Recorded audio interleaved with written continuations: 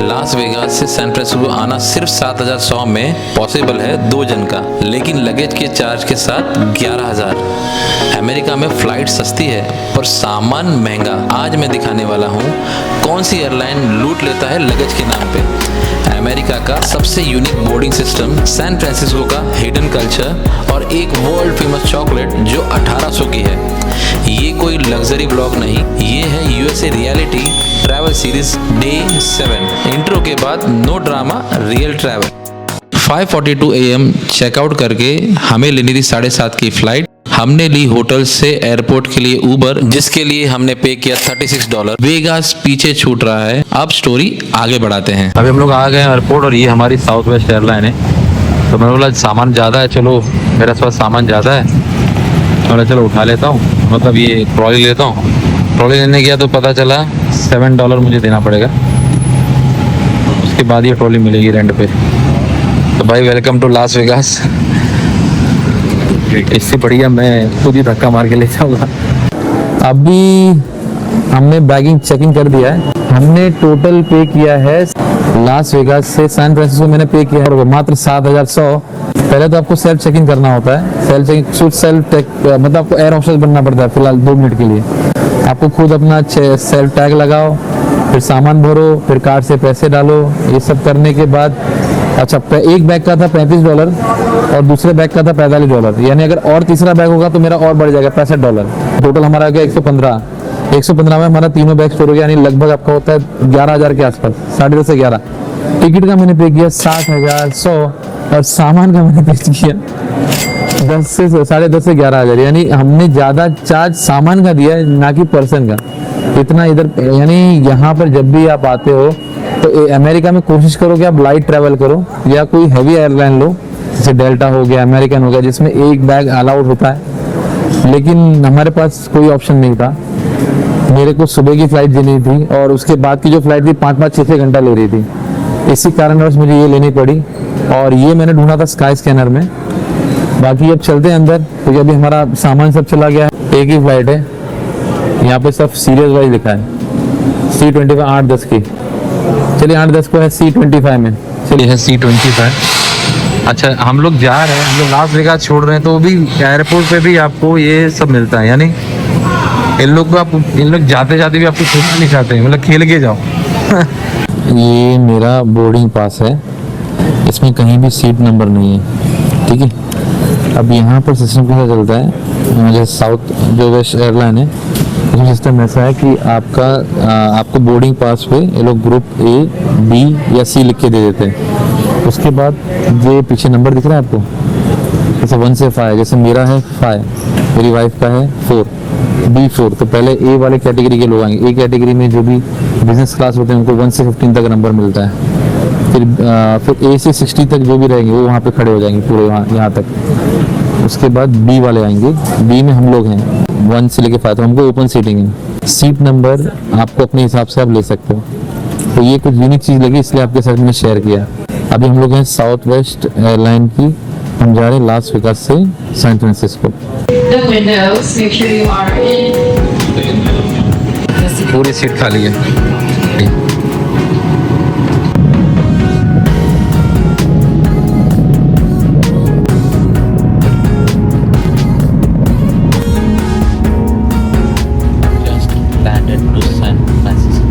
नहीं अभी तक बाहर निकले नहीं है, लेकिन मैंने आपको इसलिए बताया ये सामान रखने के लिए। तो उसमें एक चीज़ मुझे अच्छी लगी, ये शीशा दिया हुआ है।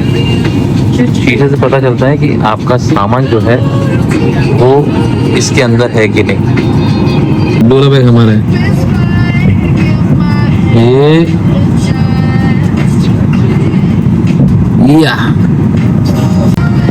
वही बैग है हमारा, रेड वाला। देखो कि कैसे ये रेड कलर का बैग हमारा है, रेड ब्लू दोनों आ गया, ये दोनों बैग हमारा आ गया। तो पहला बैग तो उधर रख दिया, अब देखो इनको उससे उठेगा कि नहीं वो भी पता ही नहीं। ये चुपचाप अगर पटके तो कोई दुख नहीं होता है, लेकिन आंखों के सामने अगर बैग पटक रहे तो बहुत दुख हो रहा है। या साला क्या करे। अभी हम लोग सैन फ्रांसिस्को एयरपोर्ट पे ही हैं और यहाँ पे जस्ट हम लोग आ रहे हैं, अपने बैगेज क्लेम के लिए जा रहे थे। तो यहाँ पर ये सारे पुराने फोन्स देखने मिले, पुरानी टेक्नोलॉजी के। लगभग 1963 के फ़ोन है। ये तो टीवी से, ये तो पुराने ज़माने का टेलीफोन है। ये तो आपको इंडिया में भी देखने मिल जाएंगे। ये लगभग 1930 का है, जो 1904 के ये थे। ये टेलीफोन था जो मतलब ऐसे घुमा के लगता था। ये इसके लिए 1846 से 1926 तक ये फ़ोन आता था। और इसके अलावा ये सारा यहाँ पे डिस्प्ले में रखा हुआ सब फ़ोन। तो ये एक यूनिकनेस लगा मुझे। 1887 से शुरू होता है, देखो ये सब डब्बे चालू होते थे, ये सब फ़ोन धीरे धीरे टेक्नोलॉजी बढ़ती गई। 1908 में ये आ गया सिंगल वाला, ये डायल वाला आ गया अपने। ये तो यहाँ से तो हम लोग को पता है, समझिए धीरे धीरे धीरे धीरे फ़ोन आ गया, फिर मोबाइल में आ गया, ये धीरे धीरे सारे फ़ोन आ गए। भाई अभी जस्ट लैंड होके बाहर आए थे, टेलीफोन के लिए जो वहाँ पे था ना, वहाँ दिखाया था ना आपको। अब यहाँ पर भी रेंटल है, ये $9 देगा। चला और $20 मिलाऊंगा तो सीधा होटल पहुँच जाऊँगा। तो ये नहीं लेना है हमको। अब अपना बैग को ही अपना ट्रॉली बना के घूमेंगे। देखो बॉडीगार्ड अभी मेरा कितना भारी बैग उठाएगा, कितना बड़ा बैग है। देखो कितना सामान लेके चल रहे हैं हम लोग, कितने परेशान हो रहे हैं। सुबह से काफ़ी खर्चा हो गया। पहले वहाँ से ऊबर किया, अब सामान का लगेज का पे किया, अब वापस ऊबर करेंगे, जाएंगे होटल, वहाँ सामान रखेंगे, उसके बाद घूमने चलेंगे। ये डी ब्लॉक है, यहीं पे मिलती है गाड़ी। और ये D4 पे हम लोग खड़े थे, अब D5 पे आ गए। अब यहाँ से ये सामान रख देंगे पहले अपना एयरबीएनबी में, उसके बाद कहीं का कुछ सोचेंगे। पिकअप के लिए टेस्ला आ रही है। टेस्ला हम लोग बैठे नहीं थे अभी तक, देखते हैं टेस्ला कैसी है। मॉडल 3 है।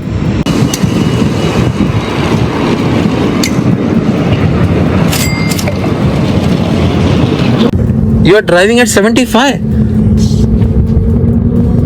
So that means you are very fit.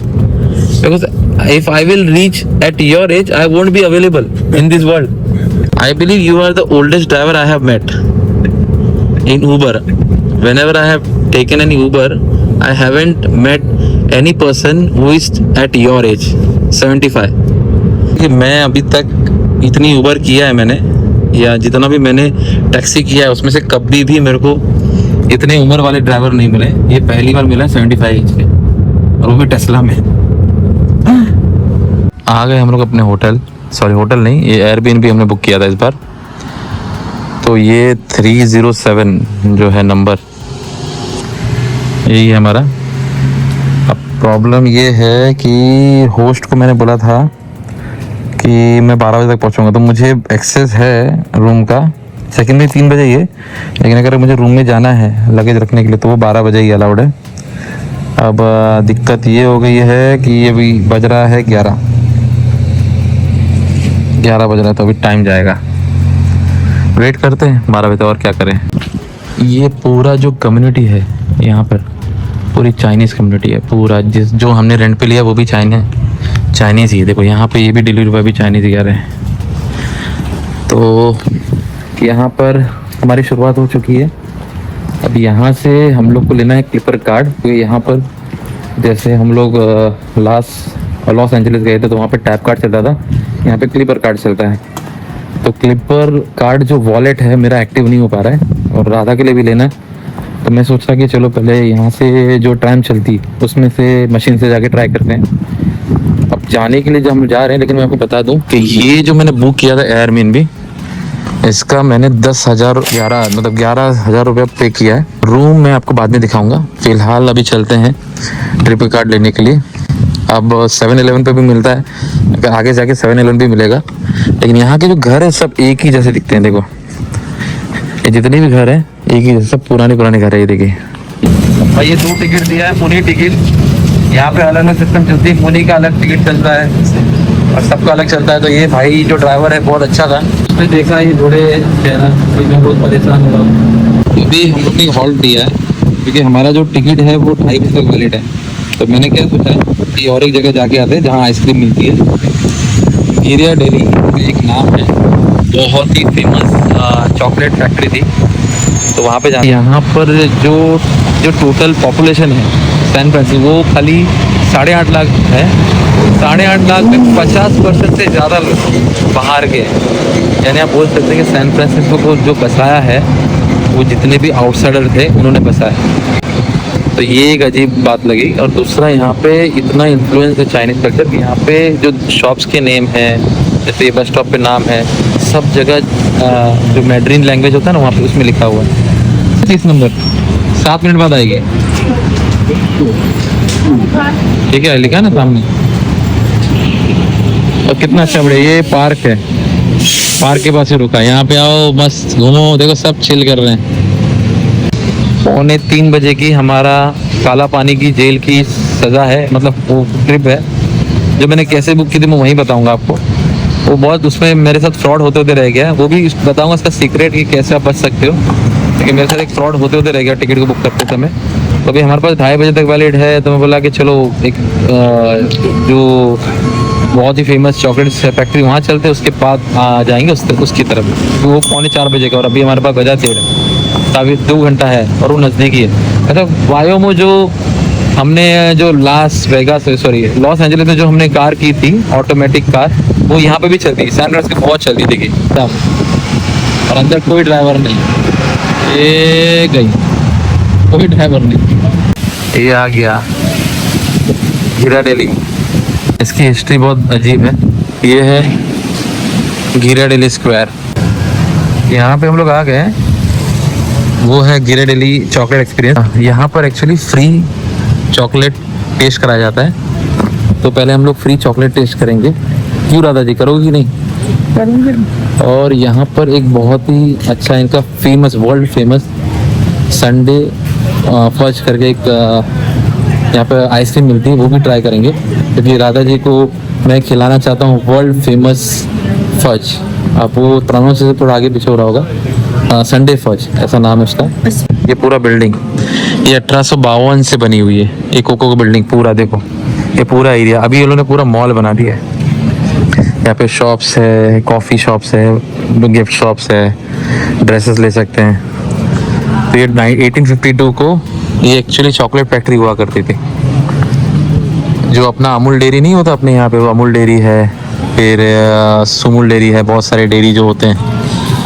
तो उसी के हिसाब से ये घिराडेली था। अब चलते हैं अंदर, चॉकलेट खाते हैं और संडे फज लेके आते हैं। एक पर्सन को एक ही मिलता है, तो मैंने एक लिया, राधा जी ने एक लिया। पहले उन्होंने फाड़ी दिया डायरेक्ट। तो 3 फ्लेवर का मिलता है यहाँ पे। अभी हमने तो एक फ्लेवर लिया है, जैसे मैंने एक लिया, राधा जी ने एक लिया है। अब हम लोग ट्राई करेंगे famous world famous hot fudge sundae. ये मैं जो आपको बता रहा था ना, ये हम लोग ट्राई करने वाले हैं, सबसे फेमस। या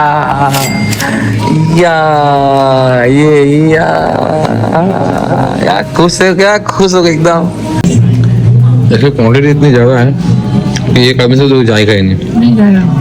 तो ध्यान रखना, 2 आदमी हो तो ये लेना, नहीं तो फिर आप फंस जाओगे। देखिए 1800-1700 1750 की आइसक्रीम है और अकेले नहीं खा पाओ, खा ही नहीं पाओगे।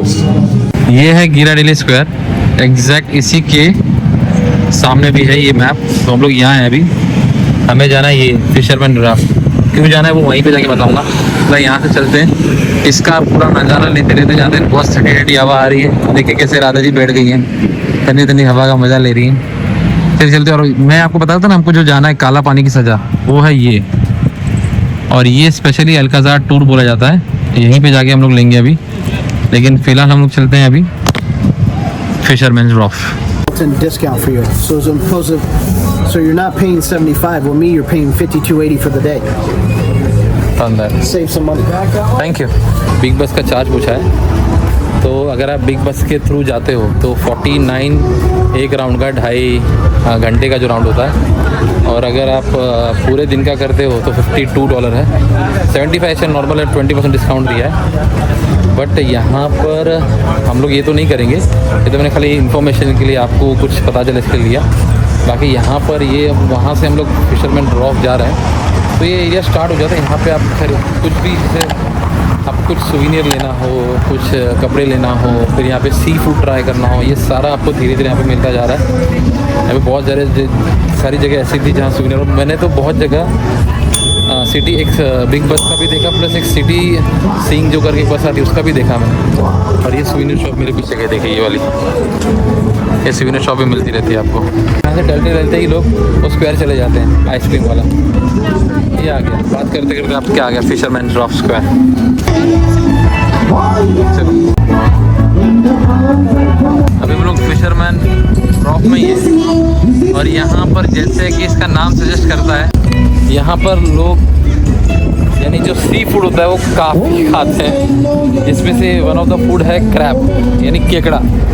हमारे इंडियन लैंग्वेज बोलते केकड़ा। तो यहाँ पे उसका बहुत अच्छा बड़ा स्टैचू है।